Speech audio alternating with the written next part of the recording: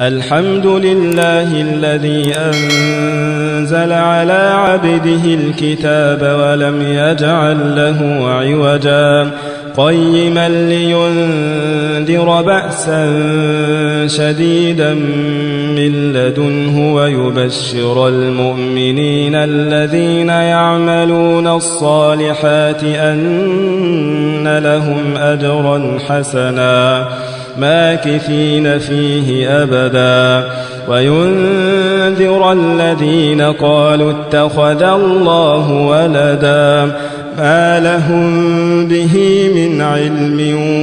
ولا لآبائهم كبرت كلمة تخرج من أفواههم إن يقولون إلا كذبا فلعلك باخع نفسك على آثارهم إن لم يؤمنوا بهذا الحديث أسفا إنا جعلنا ما على الأرض زينة لها لنبلوهم أيهم أحسن عملا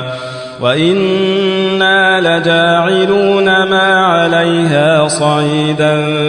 جرزا أم حسبت أن أصحاب الكهف والرقيم كانوا من آياتنا عجبا إذ أوى الفتية إلى الكهف فقالوا ربنا آتنا من لدنك رحمة وهيئ لنا من أمرنا رشدا فضربنا على آذانهم في الكهف سنين عددا ثم بعثناهم لنعلم أي الحزبين أحصى لما لبثوا أمدا نحن نقص عليك نبأهم بالحق إنهم فتية آمنوا بربهم وزدناهم هدى وربطنا على قلوبهم إذ قاموا فقالوا ربنا رب السماوات والأرض لن ندعو من دونه إلها لقد قلنا إذا شططا هؤلاء قومنا اتخذوا من دونه آلهة لولا يأتون عليهم بسلطان بين فمن أظلم ممن افترى على الله كذبا وإذ اعتزلتموهم وما يعبدون إلا الله فأووا إلى الكهف ينشر لكم ربكم من رحمته ويهيئ لكم من أمركم مرفقا وترى الشمس إذا طلعت تزاور عن كهفهم ذات اليمين وإذا غربت تقرضهم ذات الشمال وهم في فجوة منه ذلك من آيات الله من يهد الله فهو المهتد ومن يضلل فلن تجد له وليا مرشدا وتحسبهم أيقاظا وهم رقود ونقلبهم ذات اليمين وذات الشمال وكلبهم باسط ذراعيه بالوصيد لو اطلعت عليهم لوليت منهم فرارا ولملئت منهم رعبا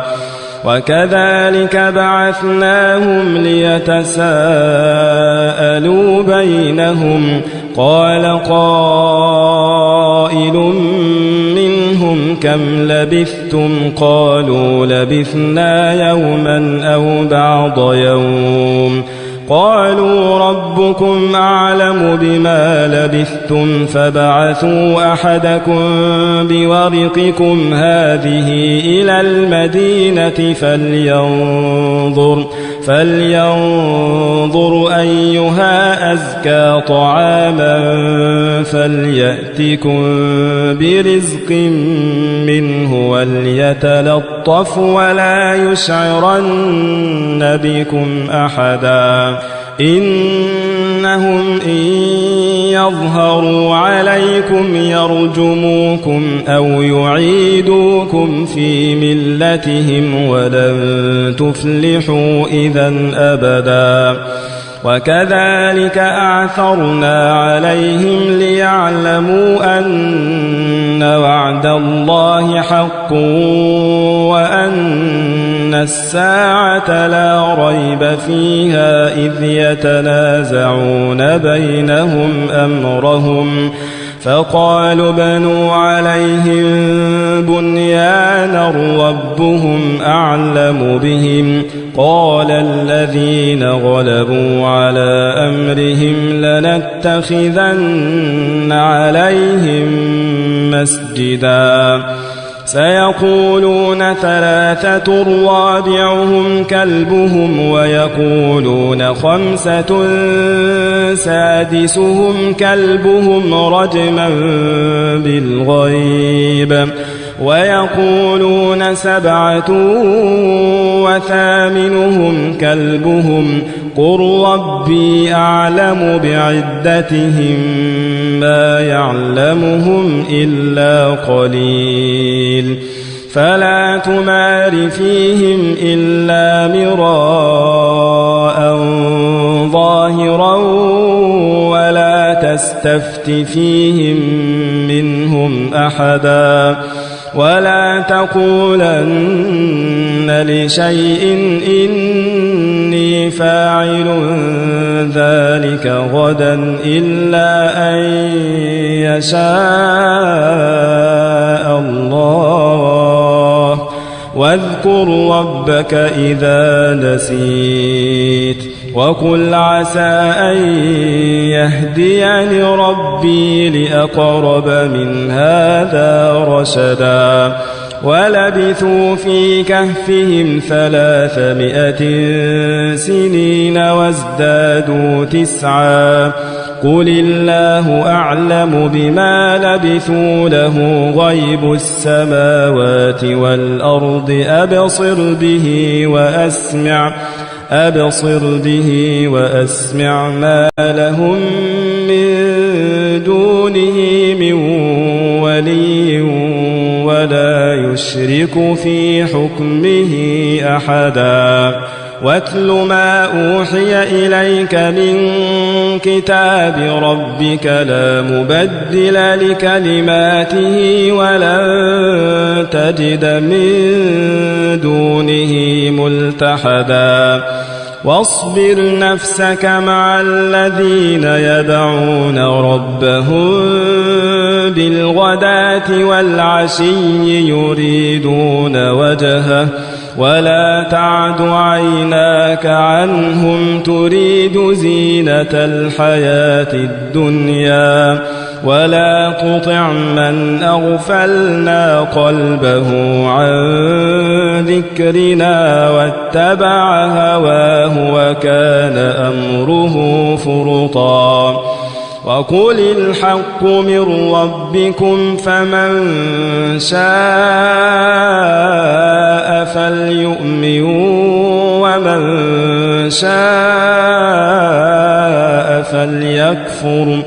إنا أعتدنا للظالمين نارا أحاط بهم سرادقها وإن يستغيثوا يغاثوا بماء كالمهل يشوي الوجوه بئس الشراب وساءت مرتفقا إن الذين آمنوا وعملوا الصالحات إنا لا نضيع أجر من أحسن عملا أولئك لهم جنات عدن تجري من تحتهم الأنهار يحلون فيها من أساور من ذهب ويلبسون ثيابا خضرا من سندس واستبرق متكئين فيها على الأرائك نعم الثواب وحسنت مرتفقا واضرب لهم مثل الرجلين جعلنا لأحدهما جنتين من أعناب وحففناهما بنخل وجعلنا بينهما زرعا كلتا الجنتين آتت أكلها ولم تظلم منه شيئا وفجرنا خلالهما نهرا وكان له ثمر فقال لصاحبه وهو يحاوره أنا أكثر منك مالا وأعز نفرا ودخل جنته وهو ظالم لنفسه قال ما أظن أن تبيد هذه أبدا وما أظن الساعة قائمة ولئن رددت إلى ربي لأجدن خيرا منها منقلبا قال له صاحبه وهو يحاوره أكفرت بالذي خلقك من تراب ثم من نطفة ثم سواك رجلا لكن هو الله ربي ولا أشرك بربي أحدا ولولا إذ دخلت جنتك قلت ما شاء الله لا قوة إلا بالله إن ترني أنا أقل منك مالا وولدا فعسى ربي أن يؤتيني خيرا من جنتك ويرسل عليها حسبانا من السماء فتصبح صعيدا زلقا أو يصبح ماؤها غورا فلن تستطيع له طلبا وأحيط بثمره فأصبح يقلب كفيه على ما أنفق فيها وهي خاوية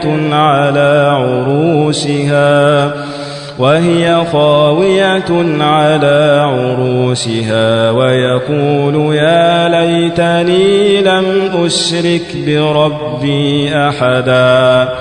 ولم تكن له فئة ينصرونه من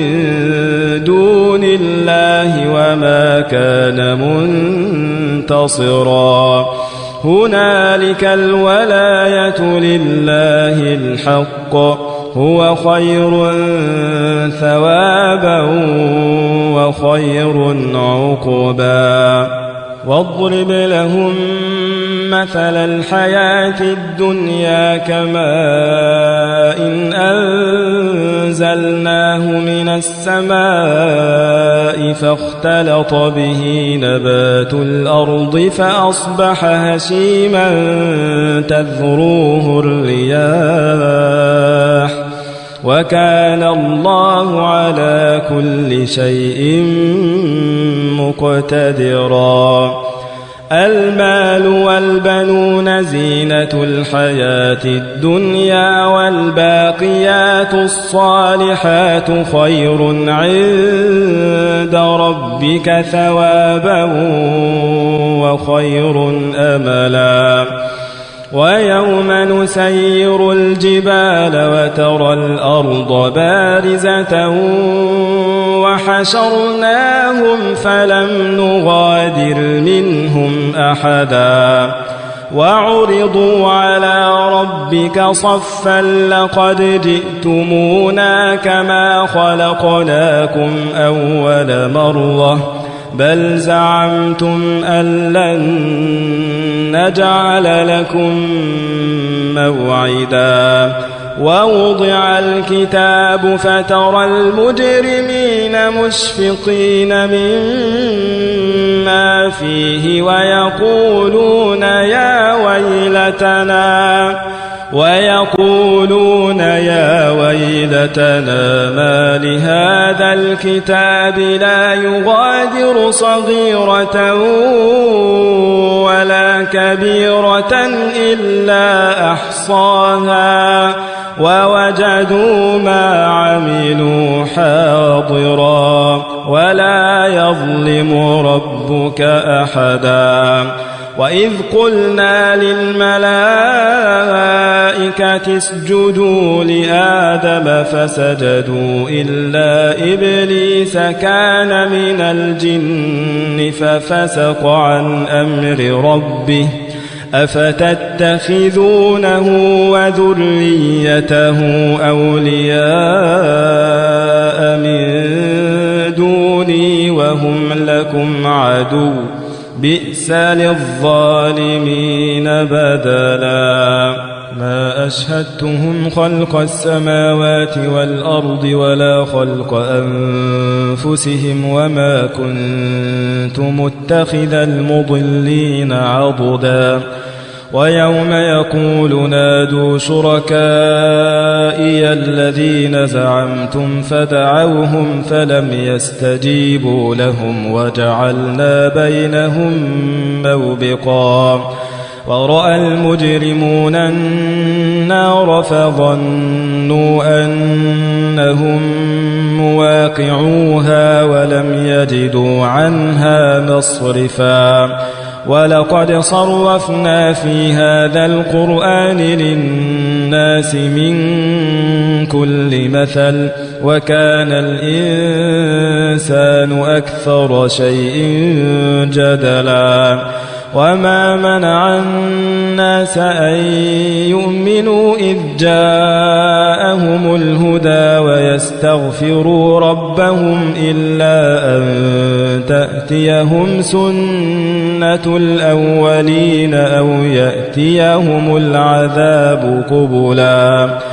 وما نرسل المرسلين إلا مبشرين ومنذرين ويجادل الذين كفروا بالباطل ليدحضوا به الحق واتخذوا آياتي وما أنذروا هزوا ومن أظلم ممن ذكر بآيات ربه فأعرض عنها ونسي ما قدمت يداه إنا جعلنا على قلوبهم أكنة أن يفقهوه وفي آذانهم وقرا وإن تدعهم إلى الهدى فلن يهتدوا إذن أبدا وربك الغفور ذو الرحمة لو يؤاخذهم بما كسبوا لعجل لهم العذاب بل لهم موعد لن يجدوا من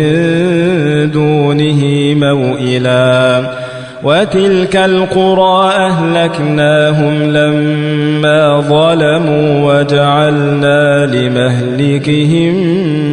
موعدا وإذ قال موسى لفتاه لا أبرح حتى أبلغ مجمع البحرين أو أمضي حقبا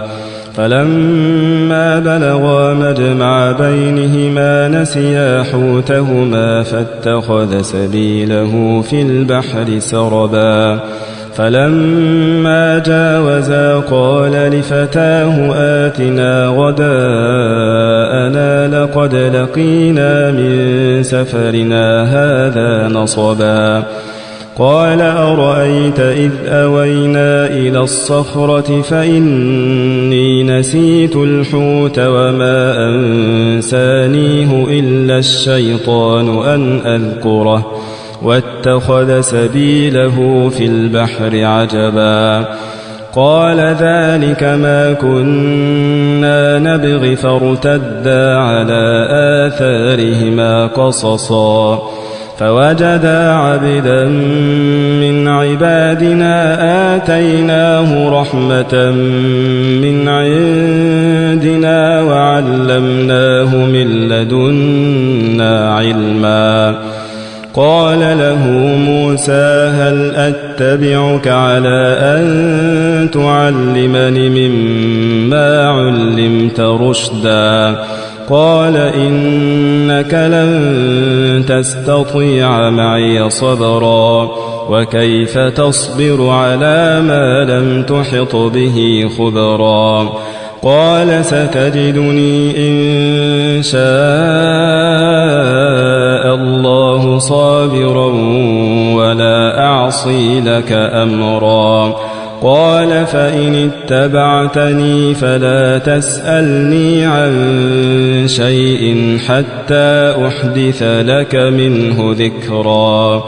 فانطلقا حتى إذا ركبا في السفينة خرقها قال أخرقتها لتغرق أهلها لقد جئت شيئا إمرا قال ألم أقل إنك لن تستطيع معي صبرا قال لا تؤاخذني بما نسيت ولا ترهقني من أمري عسرا فانطلقا حتى إذا لقيا غلاما فقتله قال أقتلت نفسا زكية بغير نفس لقد جئت شيئا نكرا قال ألم أقل لك إنك لن تستطيع معي صبرا قال إن سألتك عن شيء بعدها فلا تصاحبني قد بلغت من لدني عذرا فانطلقا حتى إذا أتيا أهل قرية استطعما أهلها فأبوا أن يضيفوهما فوجدا فيها جدارا يريد أن ينقض فأقامه قال لو شئت لاتخذت عليه أجرا قال هذا فراق بيني وبينك سأنبئك بتأويل ما لم تستطع عليه صبرا أما السفينة فكانت لمساكين يعملون في البحر فأردت أن أعيبها وكان وراءهم ملك يأخذ كل سفينة غصبا وأما الغلام فكان أبواه مؤمنين فخشينا أن يرهقهما طغيانا وكفرا فأردنا أن يبدلهما ربهما خيرا منه زكاة وأقرب رحما وأما الجدار فكان لغلامين يتيمين في المدينة وكان تحته كنز لهما وكان أبوهما صالحا وكان أبوهما صالحا فأراد ربك أن يبلغا أشدهما ويستخرجا كنزهما رحمة من ربك وما فعلته عن أمري ذلك تأويل ما لم تسطع عليه صبرا ويسألونك عن ذي القرنين قل سأتلو عليكم منه ذكرا إنا مكنا له في الأرض وآتيناه من كل شيء سببا فأتبع سببا حتى إذا بلغ مغرب الشمس وجدها تغرب في عين حمئة ووجد عندها قوما قلنا يا ذا القرنين إما أن تعذب وإما أن تتخذ فيهم حسنا قال أما من ظلم فسوف نعذبه ثم يرد إلى ربه فيعذبه عذابا نكرا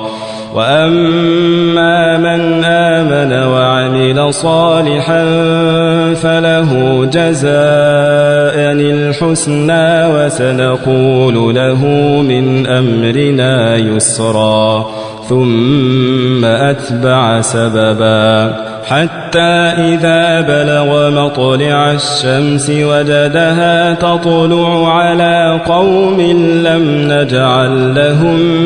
من دونها سترا كذلك وقد أحطنا بما لديه خبرا ثم أتبع سببا حتى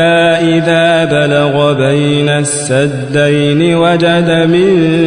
دونهما قوما لا يكادون يفقهون قولا قالوا يا ذا القرنين إن يأجوج ومأجوج مفسدون في الأرض فهل نجعل لك خرجا على أن تجعل بيننا وبينهم سدا قال ما مكني فيه ربي خير فأعينوني بقوة أجعل بينكم وبينهم ردما آتوني زبر الحديد حتى إذا ساوى بين الصدفين قال انفخوا حتى إذا جعله نارا قال آتوني أفرغ عليه قطرا فما استطاعوا أن يظهروه وما استطاعوا له نقبا قال هذا رحمة من ربي فإذا جاء وعد ربي جعله دكاء وكان وعد ربي حقا وتركنا بعضهم يومئذ يموج في بعض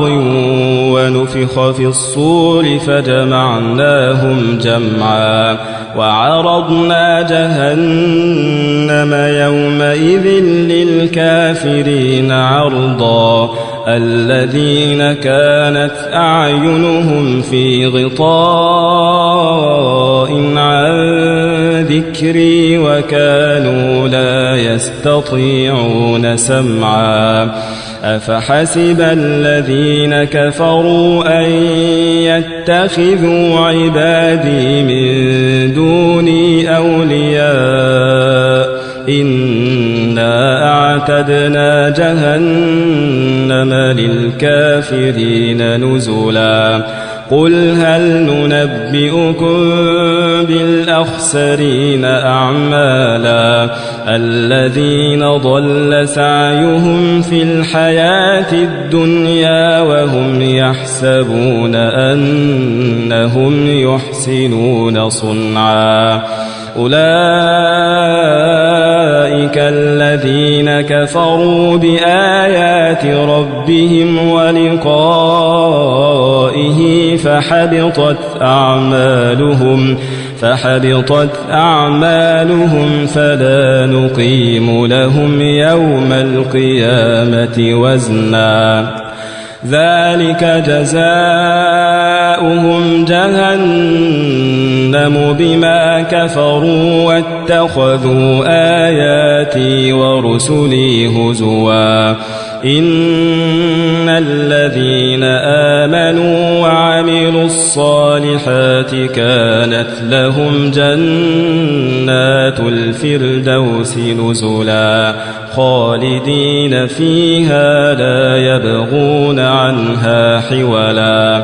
قل لو كان البحر مدادا لكلمات ربي لنفد البحر قبل أن تنفد كلمات ربي ولو جئنا بمثله مددا قل إنما أنا بشر مثلكم يوحى إلي أنما إلهكم إله واحد فمن كان يرجو لقاء ربه فليعمل عملا صالحا ولا يشرك بعبادة ربه أحدا.